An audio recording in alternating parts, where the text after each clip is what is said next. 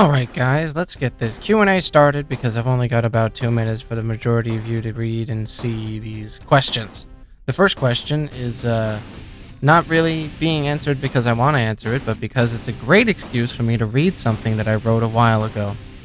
Weren't you a former member of the Derp crew? See, a question like this is very interesting because there are actually people out there that don't realize that I do things outside of what the Derp crew was, and I did things before the Derp crew. But, newsflash, I'm kind of like a free agent. I'm my own man. I do my own things. Just in case you didn't know.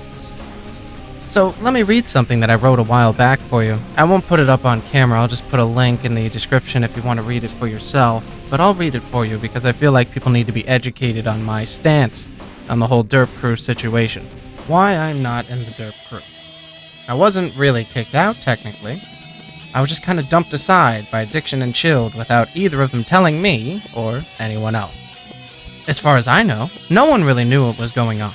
They decided my relationship with my fans was going to harm their relationship with their fans.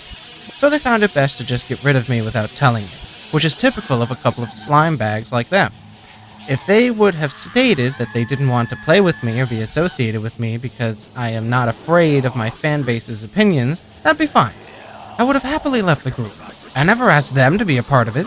They asked me. I don't assume fans' opinions mattered since we were supposed to be friends playing for fun. However, like Chilled ever so hypocritically believes, the Derp crew, or playing with friends, is a business. And he needs to make sure that he has as many fans as he can so he can make as much money off them as he can. Am I wrong with my information? Or was Chilled kicked from the creatures because he didn't like that they were becoming more professional and businesslike in their approach to Let's Playing together and separately? He's a hypocrite. Addiction doesn't care about anyone who can't get him more popular, and like Chill, believes that the only way to attract fans en masse is to kowtow to them 24/7 or baby them, shielding them from any negativity you feel towards them in hope of keeping them ignorant to your real human feelings. I guess Total Biscuit, Yahtzee, and I missed that memo.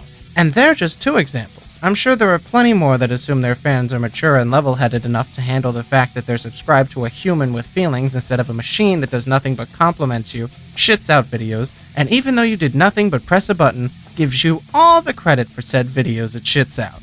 Sorry, that's not who I am. Also, the name of the group doesn't matter. It's the members of the group you come to watch. So I besmirched them, outed their scumbag behavior on my channel. As such, all the kids who subbed to me because I was playing with Chilled and Diction are finally leaving, which is exactly what I want to happen.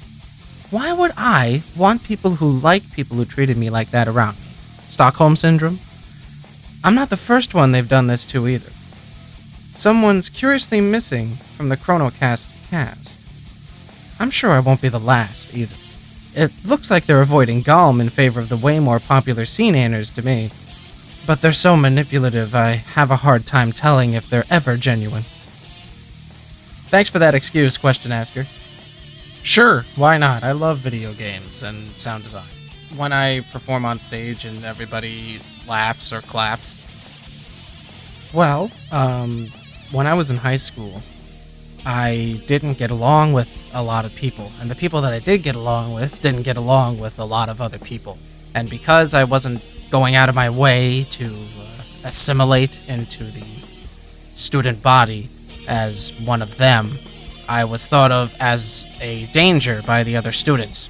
And they got very paranoid because of all of the recent shootings at the time when I was in high school and started to spread rumors. These rumors became a legal problem, and I brought a civil rights lawyer into the school and demanded that something be done about it, or there would be monetary problems for this school. Needless to say, there were monetary problems for that school.